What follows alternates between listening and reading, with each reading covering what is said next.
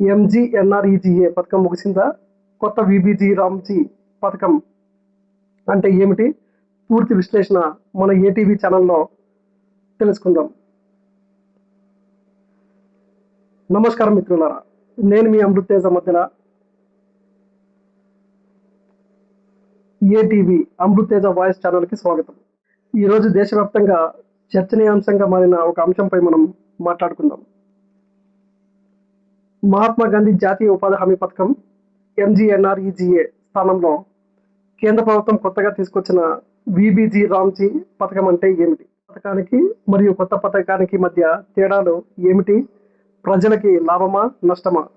ఈ వీడియోలో పూర్తిగా తెలుసుకుందాం. ఎంజీఎన్ఆర్ఈజీఏ అంటే ఏమిటి?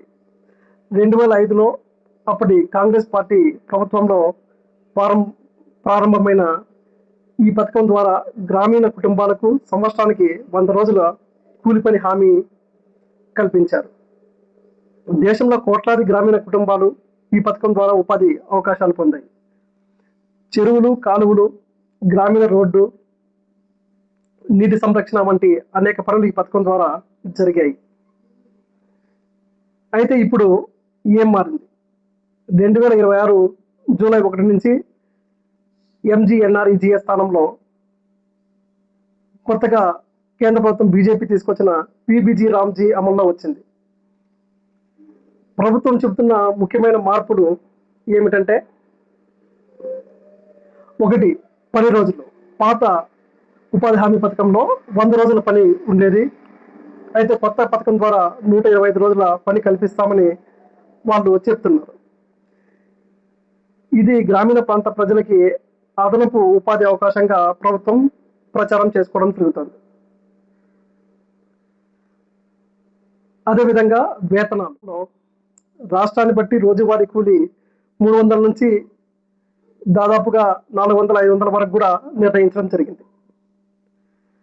అదేవిధంగా డిజిటల్ వ్యవస్థలో ఈకేవైసీ, కొత్త డిజిటల్ జాబ్ కార్డులు, ఆన్లైన్ మానిటరింగ్కు ప్రాధాన్యత ఇచ్చారు.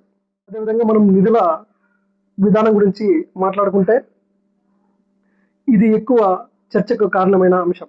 ఎన్ఆర్ఈజీఏలో ఎక్కువ శాతం కేంద్ర ప్రభుత్వమే ఆ యొక్క ఉపాధి హామీ కూలీలకు ఇచ్చేటువంటి డబ్బులని భరించడంలో చాలా రాష్ట్రాల కార్మికుల వేతనంలో 40% వాటా రాష్ట్ర ప్రభుత్వాలు భరించాల్సి ఉంటుంది. ఈశాన్య హిమాలయ రాష్ట్రాలకు వేరే నిష్పత్తి ప్రకారం కేటాయించడం జరుగుతుంది. అయితే ఈ కొత్త పథకంపై ప్రభుత్వం ఏమంటుందో ఒకసారి చూద్దాం. ప్రభుత్వం ప్రకారం ఎక్కువ పని రోజులు, మెరుగైన డిజిటల్ పారదర్శకత, గ్రామీణ మౌలిక సదుపాయాల అభివృద్ధి, మెరుగైన జీవనోపాధి ఈ పథకం లక్ష్యాలని చెబుతోంది. విమర్శల గురించి మనం చర్చించుకుంటే, ప్రతిపక్ష పార్టీలు, కార్మిక సంఘాలు, కొందరు రాష్ట్ర ప్రభుత్వాలు ఈ అంశాలపై ఆందోళనలు వ్యక్తం చేస్తున్నాయి. రాష్ట్రాలపై అదనపు ఆర్థిక భారం, నిధుల కేటాయింపు విధానం, అమలులో సవాళ్లు అని వారు చెబుతున్నారు. పథకం నిజంగా గ్రామీణ కార్మికులకు వర్తిస్తుందా? అమలులో ఇబ్బందులు ఎదురవుతాయి.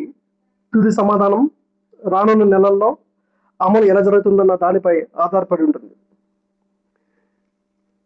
ఈ విశ్లేషణపై మీ అభిప్రాయం ఏమిటి?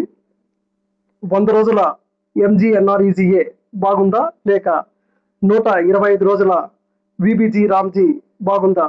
మీ అభిప్రాయాన్ని కామెంట్లో తెలియజేయండి.